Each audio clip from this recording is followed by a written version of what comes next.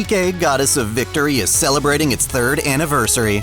There's a major story event, new chapters in the main campaign, and all sorts of exciting content. There's no better time to get into this amazing game, and I'll do my best to explain its deep lore. This is the 3rd entry in this series, which is designed to cover the story at an accelerated pace, with a spoiler section at the end for those already down the rabbit hole. All entries can be found in an official playlist. If you enjoy my videos, please consider signing up as a channel member. It's really the lifeblood that keeps me going. If even a fraction of y'all pledged $1 a month, I could endure this harsh algorithmic storm. Before we get started, I need to make a slight correction to my previous video. I mistakenly said that Absolute was also known as the Scouts. This was definitely in the game's text, but it's not true. Perhaps it's a mistranslation or a retcon?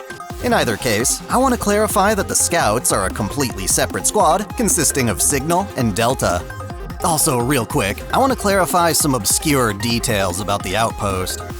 Originally, it was meant to be an expansion of the Ark, a sort of midway point for people heading to the surface. Unfortunately, they positioned it too close to the surface, enough to allow raptures in. Deeming it too dangerous for most humans, development on the Outpost skid to a halt. It's still very much the boonies, but it's also still technically part of the Ark itself. It even has its own Dome of Eternity, you know, the false sky. Nikkes still have to defend the place from rapture invasion, but it's nowhere nearly as exposed as it would be as a settlement on the surface. So yeah, unlike what Dai-chan was speculating, it's got nothing to do with the Overzone event. It's not exactly the most important information, but I always want to be as clear as possible, you know? It's time for the commander and his counter squad to head north in search of Snow White, a pilgrim who's hunting down the talking rapture Chatterbox. The icy terrain here poses a hazard for Nikkes, whose weight can potentially shatter the ground beneath them. This doesn't stop Anise and Neon from having a snowball fight, though. The Ark has artificial snow, but this is Neon's first time seeing the real thing. Travel has been made easy for the commander, as his exoskeleton more than compensates for his broken leg. It was originally meant as a cast for Nikkes, before it became easier to just swap out injured parts altogether. A sudden snowstorm has the girls wondering if they should try warming the commander up with their bodies, but they're too embarrassed, for now. One of the raptures we encounter self-destructs, causing an avalanche. Rapi tries to protect us, but can't make it in time. The commander is taken away by the snow, falling unconscious along the way. Through a dream, we get the chance to see some of the commander's past. Recall that he was once ill in the hospital.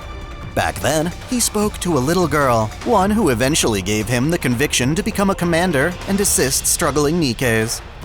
As of right now, this girl's identity hasn't been officially confirmed. It could very well be someone we know. The dream ends with us being woken up by 2 Nikkes from the Unlimited squad, Ludmilla and Alice. Let's start with the latter. Like many Nikkes, Alice's human life was plagued by illness. Most of her time was spent in the hospital, during which she'd read her favorite fairy tales. She was excited for a second chance at life as a Nikke, particularly one who could be like the main characters from her books. Fittingly then, Alice is obsessed with viewing the world around her as a fairy tale. To her, the Rapture Queen is the Queen of Hearts, and her leader Ludmilla is just plain old Queen. This delusion extends to the commander, whom she calls Rabbity. She hopes that Rabbity will help her vanquish the Queen of Hearts and bring peace to the Ark, Elysium. Her pink, skin-tight bodysuit serves to cool her down, as her body runs at an unusually high temperature. Seeing the world through such a naive lens can be dangerous, as there are scummy people in the Ark who would see fit to take advantage of her childish perspective. Luckily, Ludmilla is diligent in teaching her not to follow strangers or eat anything strange they give her. Unlimited, despite being products of Tetraline, spend most of their time on the surface looking to rescue lost Nikkes. Alice is a great partner for Ludmilla, as she's willing to indulge the naive Nikke's delusions. It's not surprising that, as a human, Ludmilla often supported an orphanage in the Ark. This was her righteous cause as a noble from the Ark's sovereign elite. However, controversy erupted when the orphanage was accused of abusing its children, resulting in one child's death.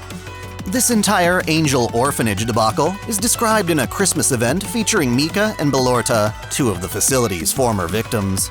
Perhaps we'll circle back around to that someday. Regardless, Ludmilla's family heard the allegations and immediately pulled their funding. She interpreted this as abandoning all the innocent children who still needed support.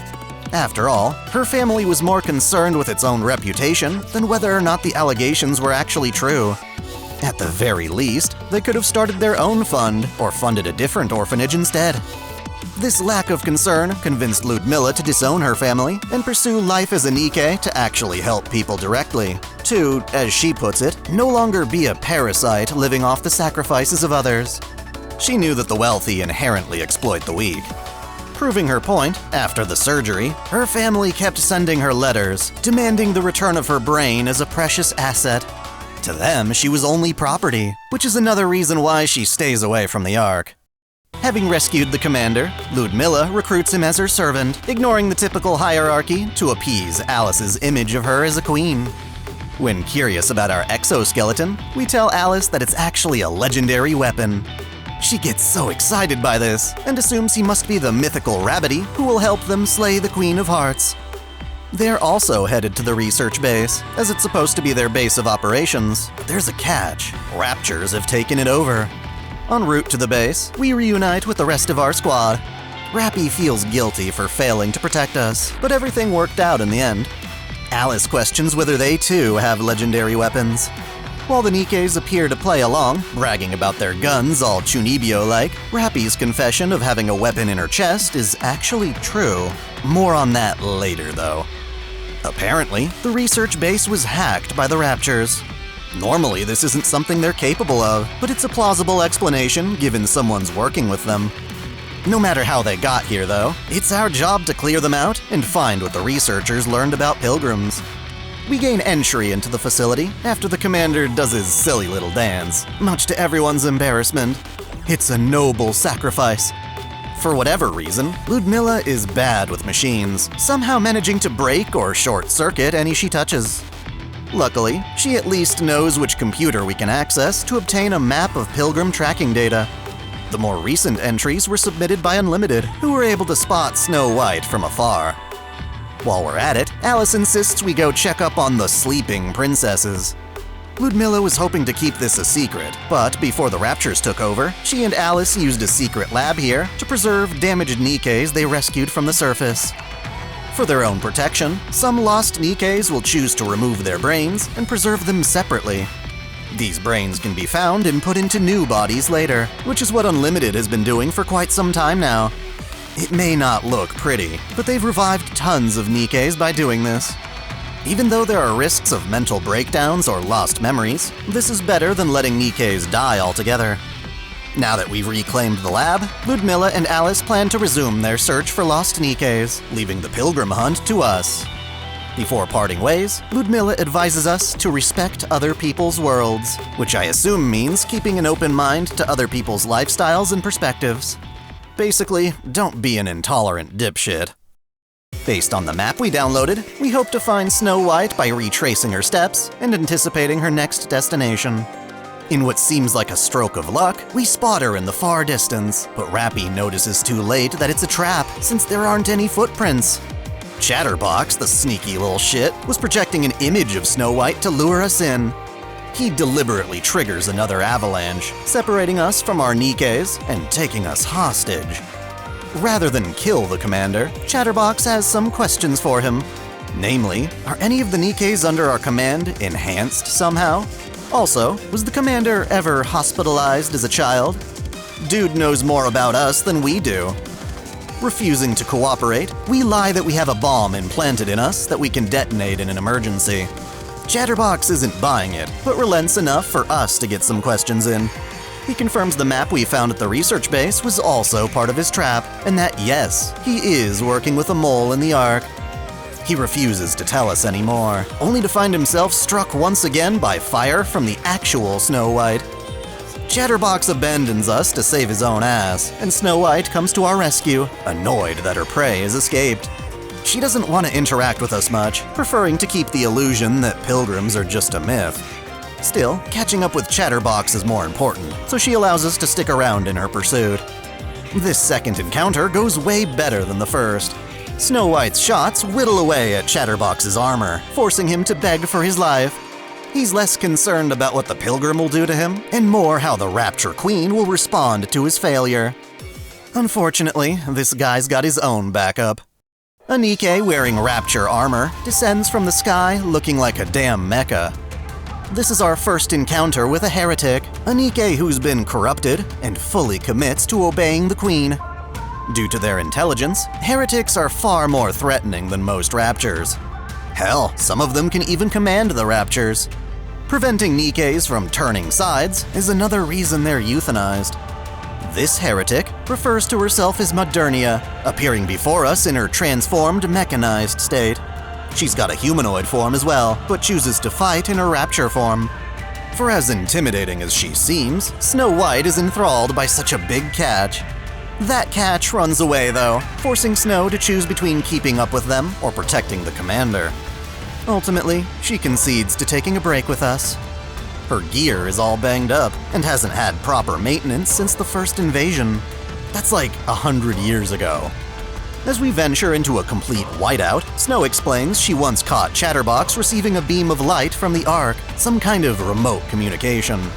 Since he can speak human language, interrogating him may reveal clues about the Queen.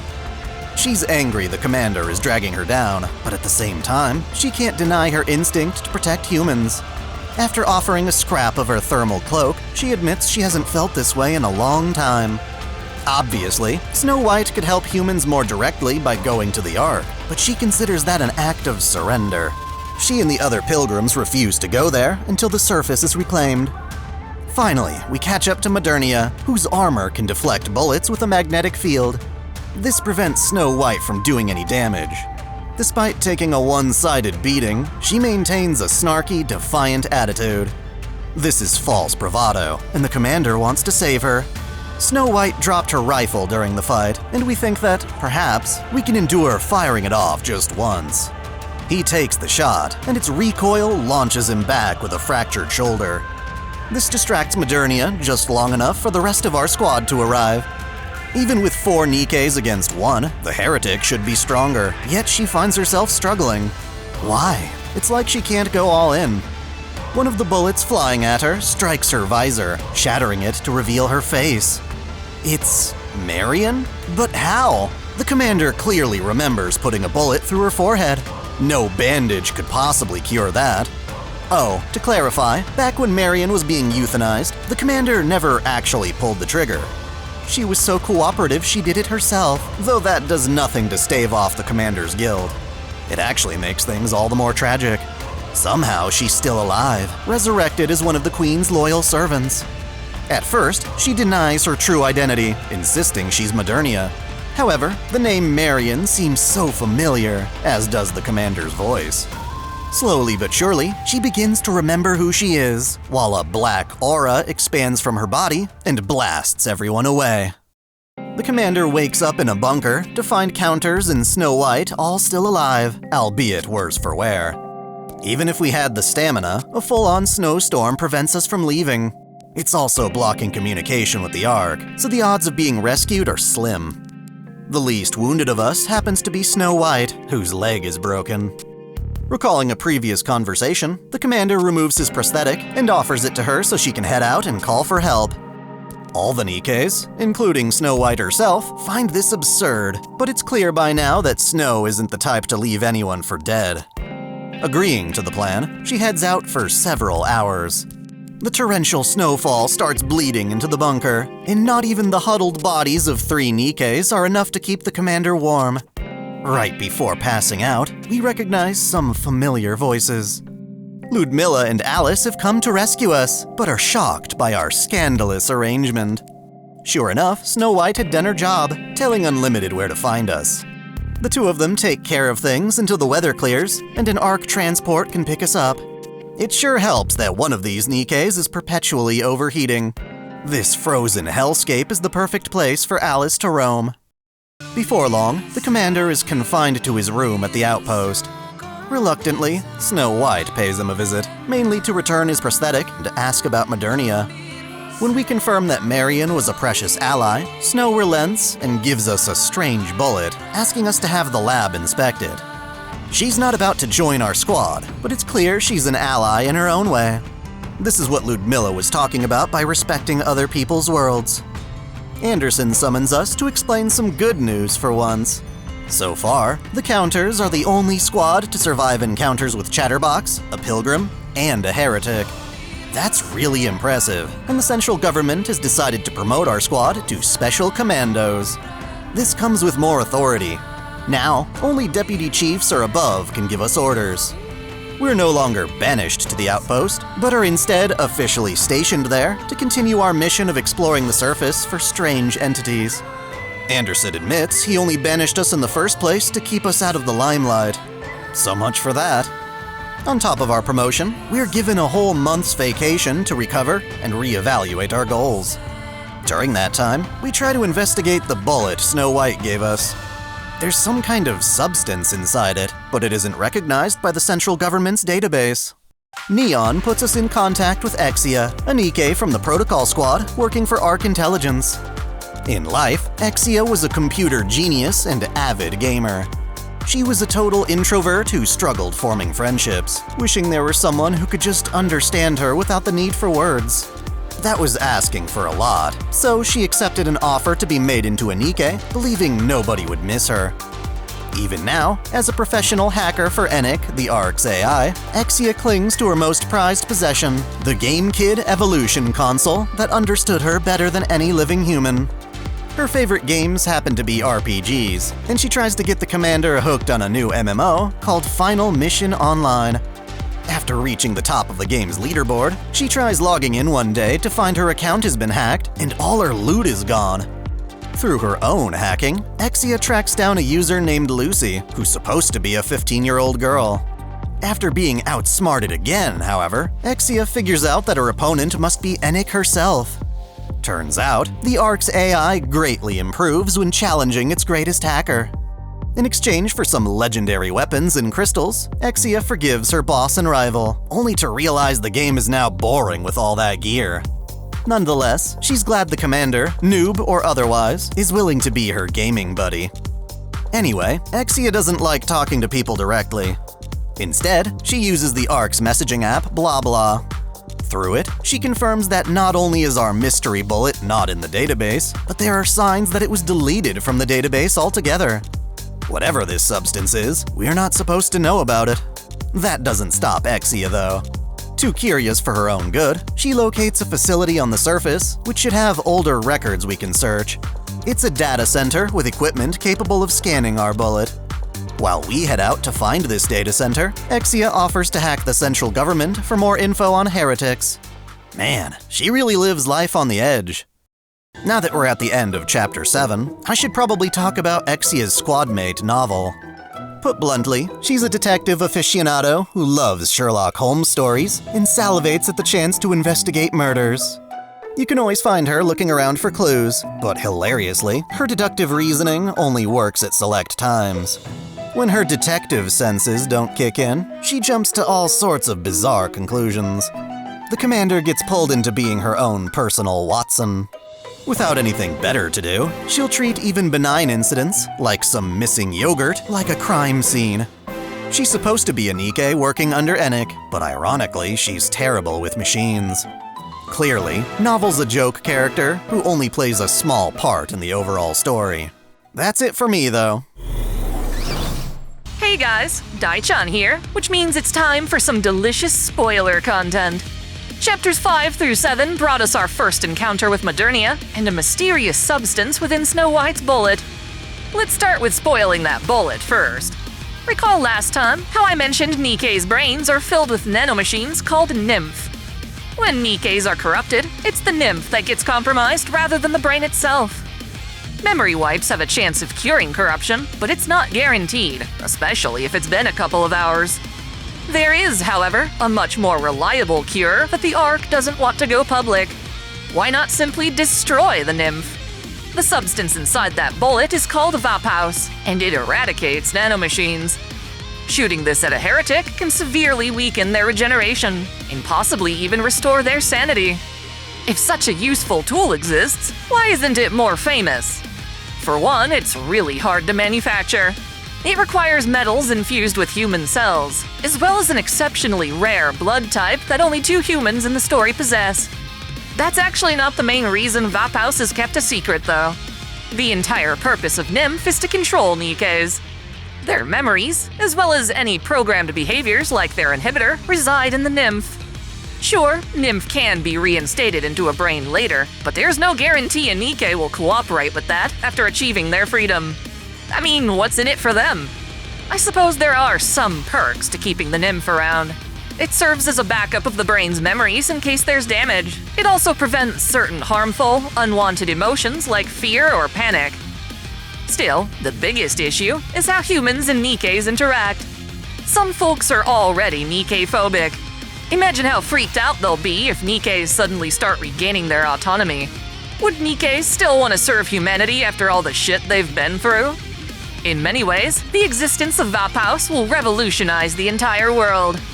Even if it can be used to kill or cure heretics, introducing it irresponsibly could result in unexpected casualties. As for Marion, or Modernia, there's not much to say, but what little there is happens to be extremely important. Yes, the raptures found Marion's body and were able to revive her even though she was shot in the head. I'm not entirely sure how that's possible, but rapture technology is as much a mystery as their origin. She's not your average heretic either. According to the loose-lipped Chatterbox, it appears she has the potential to become the rapture's new queen, or something to that effect.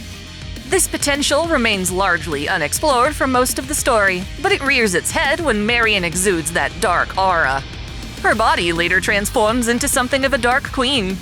I don't know how conscious she is about this, but Marion can definitely sense the queen's presence. Why her, though? I kinda doubt Enic had any idea Marion would play such an important role. As far as I'm aware, she was just an unfortunate casualty of Enic's twisted deal with Chatterbox. Other heretics aren't nearly as responsive to hearing their old name. You'd think the Raptures would have chosen someone less sentimental about their past. Perhaps it wasn't a choice at all, and there's more for us to learn with the 3rd anniversary story. I can't wait to find out, and of course I'll let you know as I learn more. The last spoiler I want to drop for now pertains to Snow White. The reason she and the other pilgrims don't want anything to do with the Ark is because they worked their ass off to ensure the Ark was built, only to be denied entry to it when it was finally complete. Sure, they could probably return now after the dust is settled, but their pride took an irreparable hit during the events of Overzone. I honestly don't blame them for their resentment, and it's a miracle they still try to protect humankind in their own way. We've still got 33 other chapters and events to cover, though. Dai-kun's gonna be working extra hard to catch you all up on the core narrative, so be sure to look out for later episodes. You'll find the official playlist for this series on my channel page and after the credits. To pull this off, we're really gonna need your help. Many YouTubers are struggling right now. The economy is ass, and revenue is plummeting for most content creators. We're not large enough to weather this storm on our own. By far, the best way to assist is by signing up via Patreon or YouTube memberships. These episodes release early for $5 a month supporters, but even the $1 tier will make a huge difference if enough people pledge. I hate e-begging, but art often can't exist without its sponsors. Rather than shill ads for limited views, I'd much rather build a community of viewers who support the channel from the ground up. Anyway, thanks for listening, and until next time, celebrate your fandom! I want to give a special shout out to all my $10 and up supporters. Video Gamer 75, Dante Pendragon, Stephen Elak, Mystic Samurai 1983, Otaku Mom, Free Brick, Alexis Yukio Gomez Yamato, Lunarworks, Link Pendrago, Observer Bellis, James Hewitt, Uncanny EXP, Crow Calum, Saul Soto, Major, Matal Mataru, Winter's Edge, Sneer Cachette, Sunbro Torian, Foxbox, Caitlin P, Sith Lord 906, Vladimir Ovna, The Taz 96, Kengo X77, and Alistair Bernadotte. Thank you all so much.